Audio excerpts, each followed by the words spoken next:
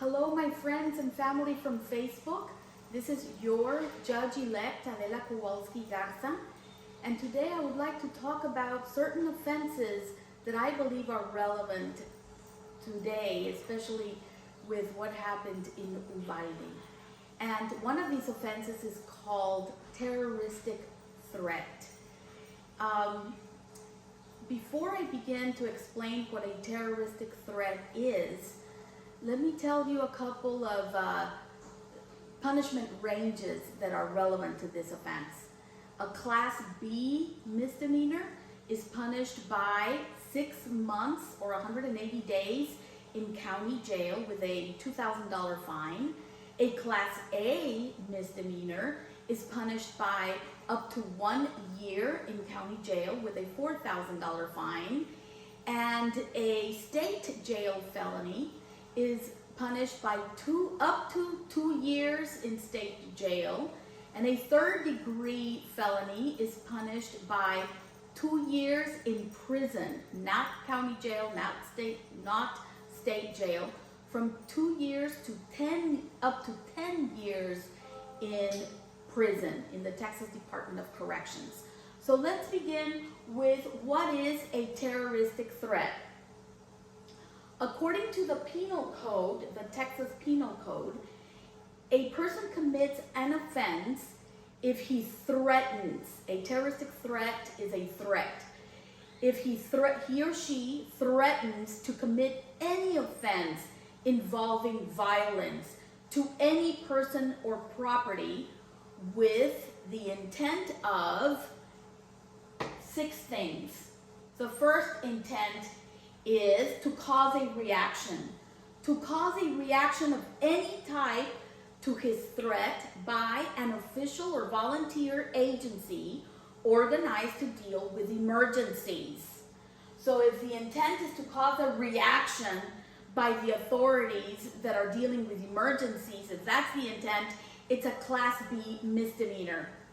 If the intent is to place a person in fear of serious bodily injury, then it could be a Class B, a Class A, or a state jail. And let me explain. Number 2 is to place any person in fear of imminent serious bodily injury. So it would be a Class B if it's any person. It would be a Class A if it's a family member. So if it's a terroristic threat involving a threat of causing imminent, which means immediate, serious bodily injury to a family member, it's not a Class B misdemeanor anymore. It escalates to a Class A. And if the threat is to a public service official or a judge, then it's a state jail felony. So if the threat can also involve the intent to prevent or interrupt occupation of a building. And it reads like this: to prevent or interrupt the occupation or use of a building, like for example a school, room, place or assembly, place to which the public has access, place of employment or occupation, aircraft, automobile, or other form of conveyance or other public place. If the intent is number 3, it's a Class A misdemeanor, but if there's damages involved, it could be higher. It could be a state jail felony, but the damages have to be at least $1,500.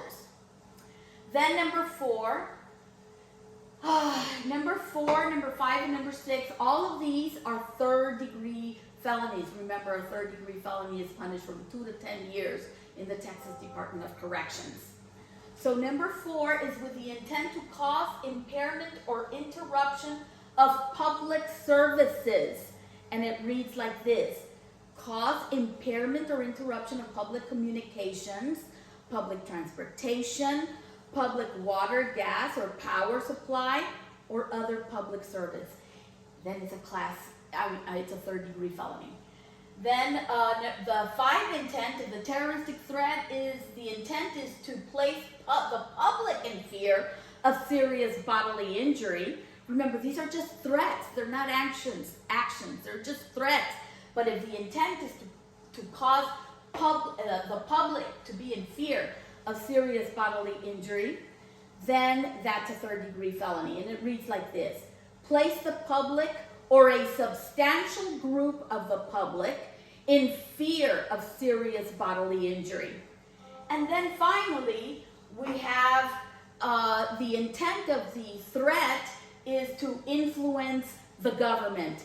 And it reads like this: influence the conduct or activities of a branch or agency of the federal government, the state, or a political subdivision of the state.